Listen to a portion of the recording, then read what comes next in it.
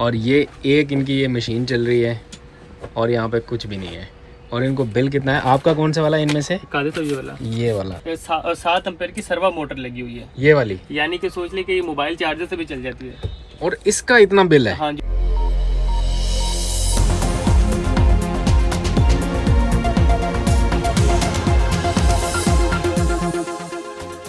बिस्मिल्लाहिर्रहमानिर्रहीम, अस्सलाम वालेकुम। पाकिस्तान और दुनिया भर में देखने और सुनने वालों को अब्दुल कादिर का सलाम।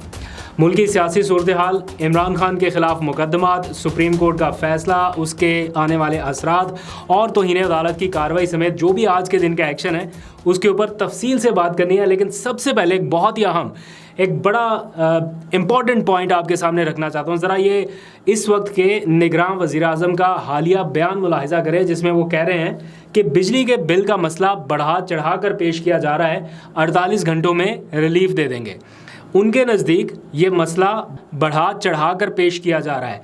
मुल्क भर में एहतजाजी मुजाहरे हो रहे हैं, शटर डाउन हड़ताल हो रही है, आवाम बिल हाथ में लिए लिए मारे मारे फिर रहे हैं, लोग ज़िंदगी की बाजी हार रहे हैं, लोगों को हार्ट अटैक हो रहा है बिल हाथ में पकड़े हुए, और वो कह रहे हैं कि ये मसला बढ़ा चढ़ा कर पेश किया जा रहा है। मैं समझने से कासर हूँ। आई नो कि उन्होंने बहुत डिटेल्ड बहुत सारी चीज़ों को बताया है, लेकिन क्या ज़रूरत है इस किस्म का बयान देने की जहाँ पर आपको पता है कि आवाम किस कर्ब से गुज़र रही है। और वही वाली बात आ जाती ना, जैसे पहले उन्होंने एक बयान दिया लोगों के बाहर जाने के हवाले से कि अगर पाकिस्तानी छोड़ छोड़ के मुल्क जा रहे हैं, तो एंड पे उन्होंने कहा तो क्या हुआ। उसके बाद और उससे पहले की गुफ्तगू लोगों को याद नहीं है। लोगों को सिर्फ वो सेंटेंस याद है कि हमारे प्राइम मिनिस्टर ने ये बयान दिया। अभी भी बेशक आप निगरान हैं, लेकिन इस मुल्क के वज़ीर आज़म हैं और आपका कहा हुआ एक एक लफ्ज़, एक एक जुमला लोग ऑब्ज़र्व कर रहे हैं, और आप ये स्टेटमेंट दे रहे हैं कि बढ़ा चढ़ा कर पेश किया जा रहा है, तो आपको रिकन्सीडर करना होगा। मैं कुछ देर पहले आपको एक वीडियो दिखाता हूँ, उसके बाद फिर चलते हैं आगे पॉलिटिकल मामलात की तरफ। एक मैं कुछ देर पहले गया टेलर के पास, मुझे कुछ चीज़ें वहाँ से कलेक्ट करनी थी। एक बहुत छोटी सी, एक नैरो सी दुकान है उसकी, मतलब हार्डली 2 से 3 बंदे उस दुकान में एक टाइम पे खड़े हो सकते हैं।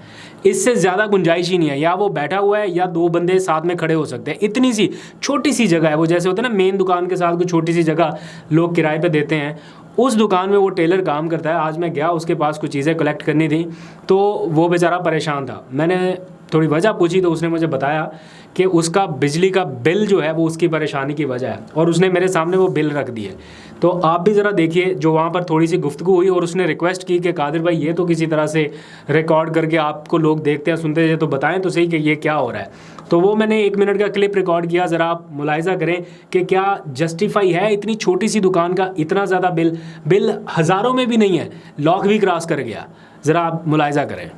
अभी यहाँ पे मुझे भाई साहब मिले और उन्होंने मुझे अपने बिजली के बिल दिखाए हैं। ये दुकान ज़रा सी बस आप देखें कितनी बड़ी दुकान है और इसमें क्या क्या कुछ चल रहा है, ज़रा सा आप देखिए। ये इनकी दुकान है और ये एक इनकी ये मशीन चल रही है और यहाँ पे कुछ भी नहीं है। और इनको बिल कितना है? आपका कौन सा वाला इनमें से? तो ये वाला इनका बिल आया हुआ है 187, 1,87,000 रुपये से ऊपर इनका बिल आया हुआ है। 1,87,000 रुपये। भाई आपने क्या चलाया है यहाँ पे इस मशीन के अलावा, और क्या चला रहे हैं इस पूरी दुकान में? वो भी 7 एम्पेयर की है, 7 एम्पेयर की सर्वा मोटर लगी हुई है, ये वाली, यानी कि सोच ले कि ये मोबाइल चार्जर से भी चल जाती है। और इसका इतना बिल है? हाँ जी, और मुझे लगा कि एसी लगा हुआ है। हाँ, एक ये एसी है, ओके ठीक है, चले कुछ तो मिला। एक एयर कंडीशन है, एक ये लाइट है, और एक ये मशीन है, एक ये भी लाइट है, छोटी छोटी लाइट, छोटी लाइट, एयर कंडीशन और ये, इस तरीके से। बट स्टिल यार 1,87,000 रुपये का बिल, ये तो कुछ समझ ही बाहर है। और ये दूसरी दुकान का बिल आया हुआ है, छोड़ के चले गए, ये मामलात का था ये। और इनका 3,34,000। ये भी शॉप है इनकी, ये ऊपर रेस्टोरेंट है वो बाइंड अप करके। अच्छा रेस्टोरेंट है, चलो उनका तो समझ में आता है, बट रेस्टोरेंट में भी कितना चला होगा, स्टिल 3,34,000। अल्लाह ताला आपको हिम्मत दे भाईजान, ये बिल बस इतना बता देगा कि ये वाला गुर्दा बेचोगे, ये वाला गुर्दा। तो टेलर की गुफ्तगू आपने सुनी, इसने कौन सा गुर्दा बेचना है, दायां या बायां, इसको नहीं पता। अल्लाह रहम करे इसके हालात पे, अल्लाह इसकी मुश्किल आसान फरमाए, ऐसी नौबत ना आए। लेकिन ये सिचुएशन है, और जब आपको ये सुनने को मिले कि बढ़ा चढ़ा कर पेश किया जाता है तो फिर अफसोस ही किया जा सकता है। निगरान हुकूमत के एक और वज़ीर हैं, वज़ीर ख़जाना ख़ातून जो हैं शमशाद अख्तर, उनका कल का दिया एक बयान आज पाकिस्तान की मईशत के ऊपर भारी पड़ रहा है। और उन्होंने कल ये कहा कि मैं सोचती हूँ कि मैंने ओहदा क्यों कबूल किया। बाद में उन्होंने इसकी वजाहत भी दी कि मेरे इस बयान को मिस इंटरप्रेट किया गया या जो भी है, लेकिन वो बयान एक बार आ गया तो उसका असर हमने आज पूरे दिन देखा कि स्टॉक मार्केट ही क्रैश कर गई।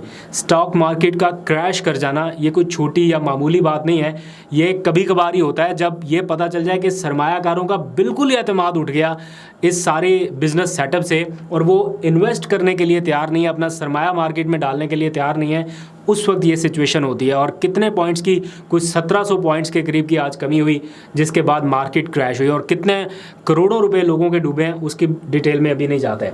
और फिर ये सारा जो भी कुछ इस वक्त सिनेरियो चल रहा है, हम डिस्कशन तो करते हैं कि ये हो रहा है, इसका सलूशन क्या है। एक सलूशन है जिसकी तरफ जाने से इस वक्त सब भाग रहे हैं। एक सलूशन वो है इंतखाबात। जब तक इंतखाबात नहीं होंगे, नहीं करवाएंगे, तब तक जो मर्जी पॉसिबल सॉल्यूशंस ढूंढ लें, जो मर्जी आप शॉर्टकट निकाल लें, जितने मर्जी आप मीटिंग्स कर लें, जितने मर्जी इजलास कर लें, इससे फ़र्क नहीं पड़ने वाला। जब तक आवाम को एज अ स्टेक होल्डर आप फैसला साजी में शामिल नहीं करेंगे, जब तक आवाम को फैसला साजी के अमल से बाहर रखना है, इंतखाबी अमल से बाहर रखना है, उसके आइनी हक से महरूम रखना है, ये बेहतरी नहीं आ सकती और इसी का नुकसान हर दिन मल्टीप्लाई होके हमें फेस करना पड़ेगा। और आज का जो सुप्रीम कोर्ट का फ़ैसला है वो भी एक बेहतर फ़ैसला है इसी तरफ कि 90 दिन से आगे इंतखाबात को नहीं खींचा जा सकता। आप कुछ भी कर लें, कोई भी कानून ले आएँ, कितने ही आप मीटिंग्स बुला लें, इलेक्शन कमीशन को इख्तियार दे दें, कोई अमेंडमेंट कर लें, जो आइन में लिखा गया है वो किसी कानून से नीचे नहीं हो सकता। आइन हमेशा सुप्रीम है, आइन से ऊपर कोई चीज़ नहीं है, इसलिए आप कानून का सहारा लेके 90 दिन से आगे नहीं ले जा सकते। अगर आप ये कह दें कि जनाब इस कानून के तहत इलेक्शन कमीशन को ये हक है कि वो इंतखाबात की तारीख दे, तो इस कानून से ऊपर आइन है जो ये कह रहा है कि 90 दिन के अंदर इंतखाबात होने हैं। तो आइन से सुप्रीम कोई चीज़ नहीं है, ये आज सुप्रीम कोर्ट ऑफ पाकिस्तान ने एक बार फिर वाजे कर दिया और जो अपना 14 मई का इंतखाब कराने का हुक्म था उसे बरकरार रखते हुए इलेक्शन कमीशन की जो नज़रसानी की दरख्वास्त थी वो मुस्तरद कर दिया है। बहुत सारे लोग इसका मजाक उड़ा रहे हैं इस फैसले का कि 14 मई गुजर चुकी, अब फैसला सुनाने का क्या मकसद। आज के इस फैसले के बहुत सारे कॉन्सिक्वेंसेस होंगे और बहुत सारे असरात होंगे, आने वाले दिनों में आपको पता चलेगा। अब इस आज के डिसीजन के बाद क्वेश्चन ये उठता है कि क्या सुप्रीम कोर्ट के फैसले के बाद, एक उन्होंने फैसला दिया, उसके खिलाफ नज़रसानी की दरख्वास्त आई, अब नज़रसानी की दरख्वास्त भी ख़त्म हो गई, मामला मुकम्मल तौर पर 100% निपट गया है, क्या अब भी इलेक्शन कमीशन 90 दिन की उस हदूद को फलांग सकता है अपने तौर पे? अगर कर सकता है तो वो तौहीन अदालत करेगा, क्योंकि अब तो नज़रसानी की दरख्वास्त भी निपट चुकी है। इसलिए अब कोई रूम बाकी नहीं है, कोई स्कोप बाकी नहीं है कि इलेक्शन कमीशन अपने तौर पर यह फ़ैसला कर सके। हाँ, सुप्रीम कोर्ट ने यह ज़रूर कहा है कि अगर किसी मौके पे, किसी ऐसे मौके पे जो नागुज़ीर वजूहात हों, लगे कि 90 दिन से आगे जाना है, तो उसकी इजाज़त भी सुप्रीम कोर्ट ऑफ पाकिस्तान देगी। इलेक्शन कमीशन फिर भी अपने तौर पे ये डिसीजन नहीं कर सकता जब तक सुप्रीम कोर्ट उसको आइनी कवर ना दे। तो अब इलेक्शन कमीशन के ऊपर एक तरह से स्टैंप लग गई है, बाइंडिंग आ चुकी है कि 90 दिन में इंतखाब कराना है। अब मौजूदा जो अब एक स्कीम लाई जा रही थी कि जनाब पहले हल्का बंदियाँ कराई जाएंगी और फिर हम इलेक्शन की तरफ जाएंगे, तो सुप्रीम कोर्ट ने कह दिया कि आइन सुप्रीम है, आइन में कह दिया 90 दिन, तो अब आपको इलेक्शन कराने हैं। अब भी अगर फैसले के ऊपर लेट्स सपोज अमल दरामद नहीं होता तो क्या तौहीन अदालत होगी? एग्जैक्टली होगी। और इसीलिए अब चूँकि ये मामला पूरा निबट चुका है तो अब पीटीआई भी मैदान में आ गई और उन्होंने आज ये ऐलान कर दिया है कि हम सुप्रीम कोर्ट ऑफ पाकिस्तान में इलेक्शन कमीशन के ख़िलाफ़ तौहीन अदालत की कार्रवाई शुरू करने जा रहे हैं, क्योंकि इलेक्शन कमीशन ने सुप्रीम कोर्ट के हुक्म पर अमल दरामद नहीं किया, 90 दिन के अंदर इंतखाबात नहीं कराए, इसलिए वो तौहीन अदालत का मुर्तकब हुआ। इलेक्शन कमीशन की अपनी रीज़न्स होंगी कि हम तो तैयार थे, हमें सिक्योरिटी नहीं मिली या हमें जनाब फंड्स नहीं मिले, बहुत सारी और चीज़ें, लेकिन पीटीआई ये समझती है कि ये इलेक्शन कमीशन मुर्तकब हुआ है तौहीन अदालत का अपने दी गई आइनी मुद्दत में इंतखाबात ना करा के, इसलिए अब इलेक्शन कमीशन के ख़िलाफ़ ये तौहीन अदालत की प्रोसीडिंग शुरू करने का ऐलान किया है। तहरीक इंसाफ अपने तौर पर और बहुत सारी लीगल बैटल्स लड़ रही है, इमरान खान की रिहाई का मामला है और बहुत सारे इशूज़ हैं, उनके अपने जो बल्ले के निशान का इशू है वो भी एक मसला है, अभी इलेक्शन कमीशन में पेंडिंग है। तो बहुत सारी ऑलरेडी आइनी कानूनी बैटल्स में पीटीआई एक तरह से बुरी तरह स्टक है। देखते हैं कि वो इस मामले को टेकअप कर सकते हैं या नहीं कर सकते। इसका एक आध दिन में या 2 दिनों में पता चल जाएगा। अगर वो कोई पिटीशन फाइल करते हैं, नहीं भी करेंगे तब भी इलेक्शन कमीशन के ऊपर सुप्रीम कोर्ट का ये फैसला एक बार बन के अब खड़ा रहेगा जब तक वो आइंदा का इलेक्शन नहीं कराते।